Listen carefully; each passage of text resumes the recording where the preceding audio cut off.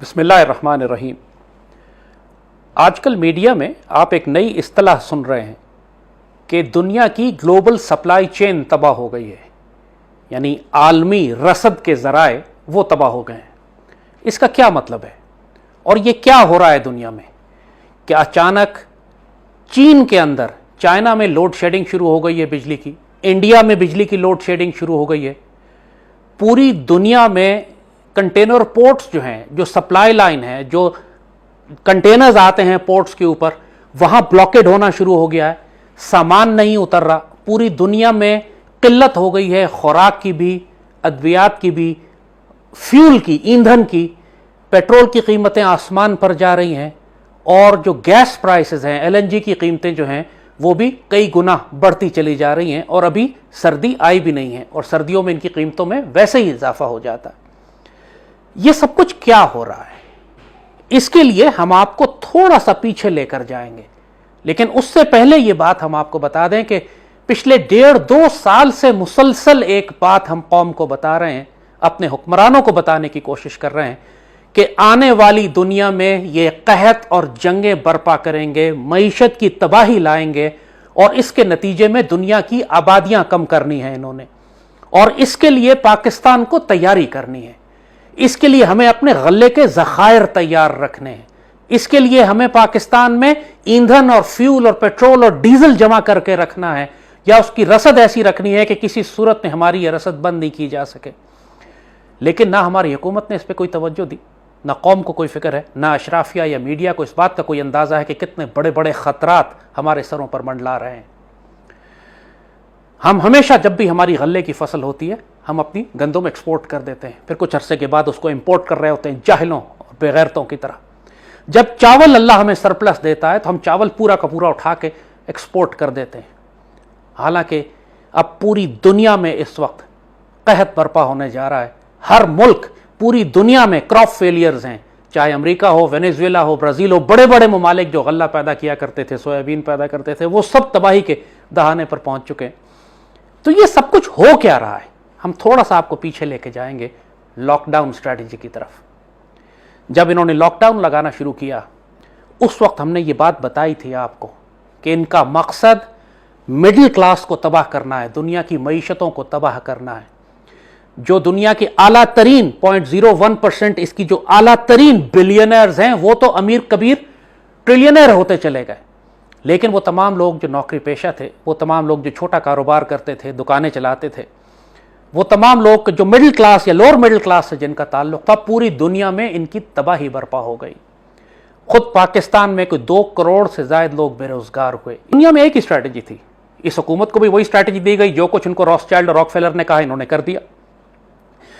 इस लॉकडाउन के नतीजे में पूरी दुनिया में पहले तबाही बर्पा हुई, कारोबार खत्म हो गया, फसलें खत्म हो गई, क्योंकि फसलों को लेकर लॉकडाउन लगे हुए थे, लिहाजा फसलें जो थी वो मार्केट में और बाजारों में, मंडियों में नहीं लाई जा सकी। तो पूरी दुनिया में वैसे ही कहत बर्पा हो रहा था, सप्लाई चेन डिस्टर्ब हो रही थी। आपने देखा पाकिस्तान में तालीमी निजाम पिछले 1.5 साल हो गए, बच्चों को तबाह बर्बाद करके रख दिया, पूरे मुल्क को जहल नस्ल हमारी 1.5 साल में कोई स्कूल तालीमी निजाम नहीं हो सका। इसी तरीके से मसाजिद और हज को बंद किया गया। ये इनके सारे ऑब्जेक्टिव्स थे लॉकडाउन स्ट्रैटेजी के नतीजे में। इसके बाद इन्होंने अगला स्टेप जो किया वो ये कि आप जहरीले टीके लगाएं, अगर आप ये नहीं लगवाएंगे तो हम आपको ना स्कूल आने देंगे, ना कारोबार करने देंगे, ना दफ्तर में जाने देंगे, आप ना हवाई जहाज में सफर कर सकेंगे, ना आप ट्रेन में बैठ सकेंगे, ना आप अपने दफ्तरों में आ सकते हैं, ना आप किसी किस्म की कोई सरकारी सहूलत इस्तेमाल कर सकते हैं। ये पूरी दुनिया में हो रहा है, पाकिस्तान में भी हो रहा है। तो इस सारी सूरत हाल में पूरी दुनिया में काम रुक गया। पूरी दुनिया में जैसे कहा कि जब हर जगह काम रुक गया, तो वो तमाम बड़े बड़े कंटेनर शिप्स जिनका काम यह था कि माल एक बंदरगाह से उठाकर दूसरी बंदरगाह तक पहुंचाते थे, उनके पास स्टाफ नहीं थे काम करने वाले। जगह जगह हड़तालें बर्पा हो गई, जगह जगह कहत आना शुरू हो गया, जगह जगह हुकूमतों में तसादुम शुरू हो गया। पूरी दुनिया में आप देख रहे हैं, जिस तरह ऑस्ट्रेलिया की मिसाल आपके सामने है, मुसलसल ऑस्ट्रेलिया में तसादुम हो रहा है लोगों का हुकूमतों के साथ। कनाडा में, इटली में, यूरोप में, इंग्लैंड के अंदर इन्होंने ब्रेक्सिट का ड्रामा किया, लेकिन असल में वो यही बात थी कि इन्होंने 50-60 हज़ार के करीब ड्राइवर बाहर निकाल दिए, वहां कहत बर्पा हो गया। लोग कम हो गए, सिर्फ ड्राइवर ही नहीं बल्कि सारे वो लोग जो पोर्ट्स के सी पोर्ट्स पे काम करते थे, सप्लाई चेन कंट्रोल करते थे, वो सब सारा काम रोक दिया। ये सब कुछ जो इन्होंने शुरू में लॉकडाउन लगाया, उसके नतीजे में जो डोमिनो इफेक्ट पैदा होना शुरू हुआ, आज उसका यह हाल हो गया है कि चाइना की बंदरगाहों के ऊपर हजारों लाखों कंटेनर खड़े हुए हैं और उनको कोई जहाजों में भरने वाला नहीं है। जो जहाजों में भरे जा चुके हैं वो अमेरिका की बंदरगाह के बाहर खड़े हुए हैं। 2-2 महीने का वेट है उनका, वेटिंग पीरियड, 2 महीने के बाद ये जाके कहीं अनलोड होंगे। अब जाहिर है कि जब ये सारे कंटेनर्स, चाहे जिसमें फ्यूल भरा हो, चाहे उसमें कंटेनर्स हो, सप्लाईज हो, तेल हो, गैस हो, जब वो खड़े हुए हैं समुद्र में, तो बाकी जगहों पे जहां उनकी जरूरत थी वहां किल्लत पैदा हो गई। लिहाजा सप्लाई चेन फिर यहां डिस्टर्ब होना शुरू हो, क्योंकि एक कुछ महदूद कंटेनर्स हैं जिन्होंने यहां से सामान यहां पहुंचाना है, फिर वहां से आगे पहुंचाना है। अगर इस समुद्र में खड़ा हुआ है तो जाहिर है कि हर तरफ सामान की किल्लत होना शुरू हो जाएगी। और इसीलिए वो तमाम ममालिक जो कोयला अपना इस्तेमाल करते थे, चीन में और इंडिया के अंदर कोयले से बहुत बड़ी बिजली पैदा होती, वहां कहत और किल्लत पैदा होनी शुरू हो गई। पूरी दुनिया का निज़ाम इन्होंने दरहम भरम करके रख दिया। इसके नतीजे में क्या होगा? वो होगा कि जो आपने लेबनान में अभी देखा। लेबनान पिछले हफ्ते बिल्कुल अंधेरे में चला गया क्योंकि उनके पास फ्यूल नहीं था, पेट्रोल या फ्यूल ऐसा नहीं था कि जिससे बिजली बना सकते। जब पूरा मुल्क अंधेरे में चला गया तो जाहिर है फिर एक गम गुस्सा और एक फ्रस्ट्रेशन और एक एंगर हुकूमत के खिलाफ, जो आपने देखा कि चंद रोज पहले इतनी जोर से फटा कि पूरा लेबनान खाना जंगी के दहाने पर पहुंच चुका। एक तरफ उसकी फौज है, एक तरफ मलेशिया ग्रुप्स हैं, वहां वैसे ही कई तरह के मलेशिया ग्रुप्स थे, हिजबुल्लाह भी थी और बहुत सारे ग्रुप्स भी थे। वो सब के सब आपस में मुतसादिम हो गए और सिर्फ इसलिए कि आपने ग्लोबल सप्लाई चेन डिस्टर्ब कर दी, आपने वहां गल्ले का, बिजली का, पानी का बहरान पैदा कर दिया, गैस का बहरान पैदा कर दिया। और वो गुस्सा जब फटता है पूरा मुल्क अपने साथ लेकर उसको आतिशफिशा बना देता है। यही सब कुछ ये पूरी दुनिया में कर रहे हैं।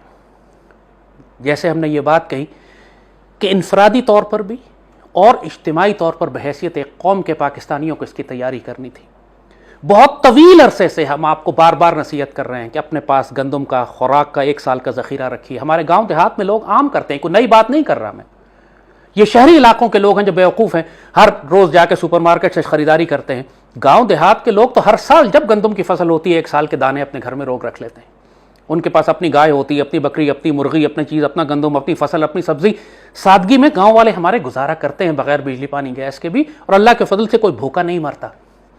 मसला शहर वालों को आएगा, क्योंकि जिनके पास ना अपनी बकरी है, ना गाय है, ना मुर्गी है, ना सब्जी है, ना फल है, ना उन्होंने अपने गंदाने रखे हुए हैं अपने घर में, और हर चीज़ वो बाजार से खरीद के लाते हैं। और जब ये ग्लोबल सप्लाई चेन डिस्टर्ब होती है तो सबसे ज़्यादा शहरी आबादी के लोग हलाक और मारे जाते हैं। और यही आप यूरोप में देख रहे हैं कि कुत्तों की तरह लड़ रहे हैं टॉयलेट पेपर के ऊपर और एक कॉर्नफ्लेक्स के डब्बे के ऊपर और दूध के डब्बे के ऊपर, क्योंकि पूरी दुनिया में ग्लोबल सप्लाई चेन इन्होंने अब तबाह कर दी। एक जगह से दूसरी जगह माल नहीं पहुंच रहा है, महीनों के बाद पहुंच रहा है। और इसके नतीजे में जैसे कहा कि फिर पेट्रोल की कीमत जो है आसमान की तरफ जा रही है। ये महंगाई जो पाकिस्तान में आप देख रहे हैं ये पूरी दुनिया में आ रही है, लाई जा रही है। हुकूमत की पॉलिसीज भी गलत हैं, इसमें कोई शुबा नहीं। लोगों को जो कुछ अपने पास गल्ले और खुराक थी वो एक्सपोर्ट कर दिया करते थे, ये लिहाजा अब भूखे मर रहे हैं। जो गोदामों में रखी हुई थी वो जरदारी और मुराद अली शाह जैसे माफियाज उनको निकाल के उनकी जगह रेत की बोरियां भर देते हैं, गंदम चोरी कर लेते हैं। ये बड़े बड़े स्कैंडल हैं इस मुल्क के अंदर। ये नहीं कि अल्लाह ने हमें गंदम दी नहीं है। और फिर यह कि अफगानिस्तान हमारे साथ वाबस्ता है। पाकिस्तान की 22 करोड़ की आबादी है, वो कोई 1.5-2 करोड़ की आबादी है। अफगानिस्तान अपनी खुराक का सिर्फ 12 या 15% गल्ला पैदा करता है, 80% गल्ला वो पाकिस्तान से लेता है। तो आप 22 करोड़ नहीं हैं, आप 24-25 करोड़ हैं। आपको अफगानिस्तान को भी फीड करना है, चाहें या ना चाहें। आप कानूनी तौर पर नहीं भेजेंगे, स्मगल होकर जाएगा, लोग भूखे तो नहीं मर सकते वहां। और ये काम पिछले 40-50 साल से चल रहा है इसी तरीके से। लिहाजा उसको आपको एकोमोडेट करना है, एडजस्ट करना है अपने साथ, अपने गले के ज़खायर को। तो जो बात हमने कही थी पहले, जब भी हमने आप लोगों से कहा था कि अपने लिए सोलर सिस्टम्स लगवाइए अपने घरों के ऊपर क्योंकि बिजली चली जाएगी। हमने कहा था अपने घरों में हैंड पंप्स लगवाइए पानी के, क्योंकि आप बिजली चली जाएगी तो पानी का मसला भी साथ होगा।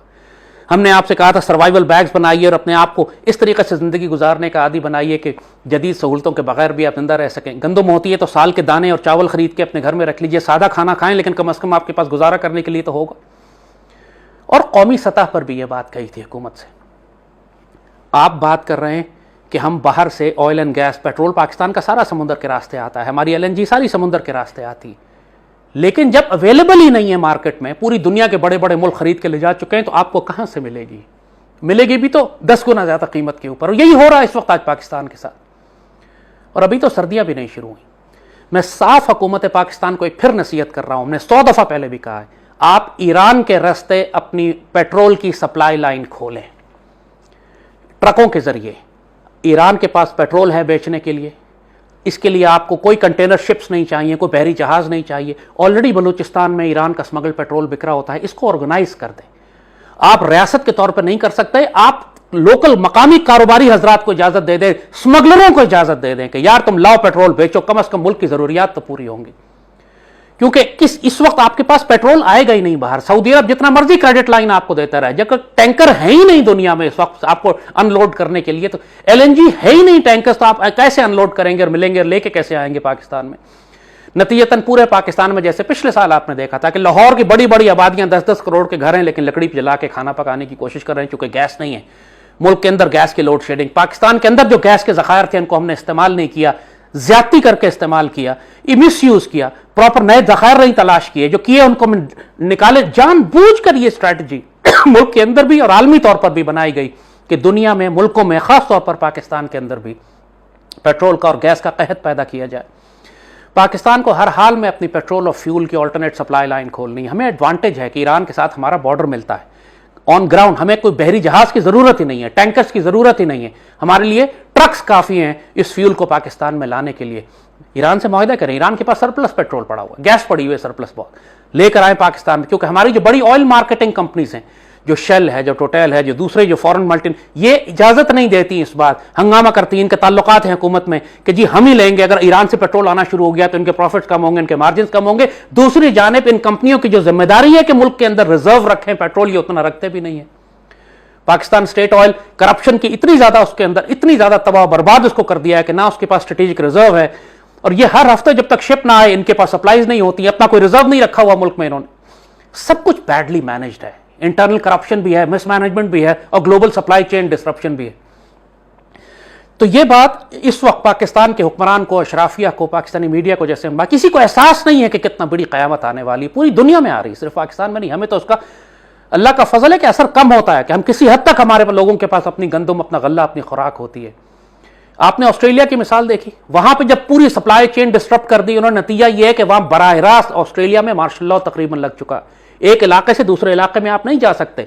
इस तरह पुलिस वहां पे लोगों को मारती है कि जैसे अस्तगफिरुल्लाह कश्मीर लगता है कश्मीर है, कि भारतीय फौज कश्मीरियों को मार रही है। ये ऑस्ट्रेलियन पुलिस अपने अवाम को मार रही है, क्योंकि लोग तंग आ गए। पूरे यूरोप में जैसे कहा ट्रकर्स की हड़ताल है, सामान पूरी यूरोप में सप्लाई लाइन जगह जगह रुकी हुई है इन्होंने।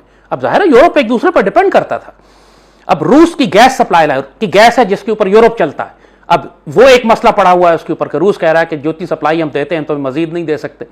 हमारे पास ओपेक जो है वो कीमतें ऊपर रखने की खातिर मजीद सप्लाई नहीं बढ़ाना चाहता कि इससे कीमतें बहुत ऊपर जा रही हैं, ऑलरेडी $80 $90 तक जाने वाली हैं, वो सप्लाई बढ़ा देंगे तो कीमतें नीचे आ जाएंगी, वो ये नहीं करना चाहते।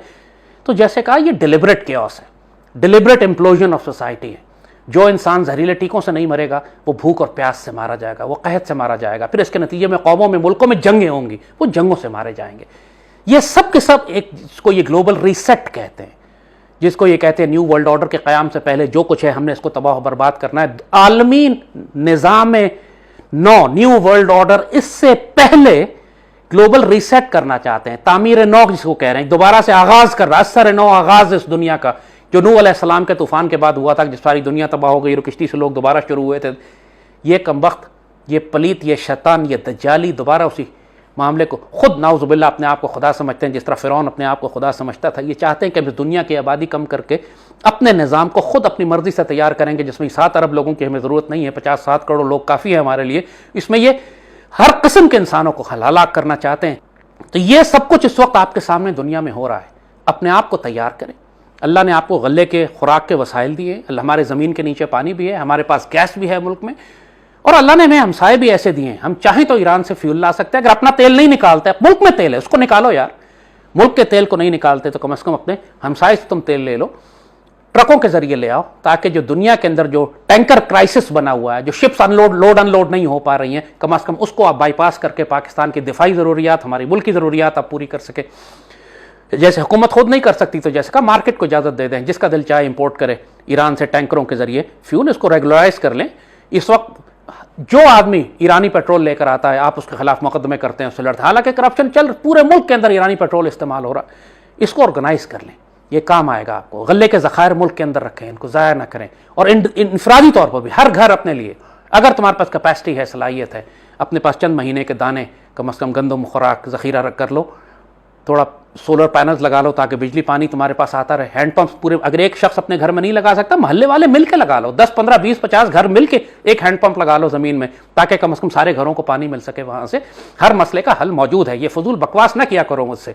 जो हम कहते हैं लोगों से कि जी हैंडपंप लगवा दो, जी कैसे लगवाऊँ, मैं तो किराए के घर में रहता हूँ। तुम किराए के घर में रहते हो, पूरा मोहल्ला तुम्हारा मौजूद है, 50 घर मिलकर लगवा लो गली के कोने में, ताकि सबको पानी मिल जाए। हर मसले का हल किया जा सकता है। लेकिन वही बात है कि जिसके नसीब में अल्लाह ने मर्द आज़ाद की तरह, जुर्रत रिंदाना की तरह आज़ाद रहना लिखा है, वो मसलों का हल निकालेगा।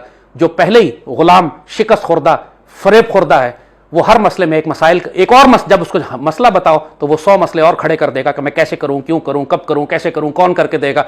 ऐसे लोगों के लिए फिर यही है कि ये दज्जाल के सबसे पहले शिकार होंगे। मर्द आज़ाद, हमारे पैगाम, हमारी बातें सिर्फ मर्द आज़ाद के लिए हैं। गुलामों और कमीनों से हम बात नहीं करते। पाकिस्तान की हुकूमत में, पाकिस्तान के अशराफिया में, हमारे अहले इक़्तिदार में अगर कोई मर्द आज़ाद है तो हमारी बातें सुनेगा। वरना जो कुछ अल्लाह के फैसले हैं वो अब पूरी दुनिया पे नाफिज हो रहे हैं, पाकिस्तान पर भी नाफिज होंगे। आने वाले वक्त बड़े सख्त हैं, अपने आप को तैयार करें इसके लिए। भारत के साथ एक तसादुम भी बिल्कुल तैयार रखा हुआ है, किसी भी वक्त शुरू हो सकता है। उन सारे वक्तों के लिए अपने आप को तैयार रखें। आने वाला वक्त आजमाइशों और मुश्किलात का है। अल्लाह पाकिस्तान की और उम्मत मुस्लिमा की हिफाजत फरमाए। आमीन।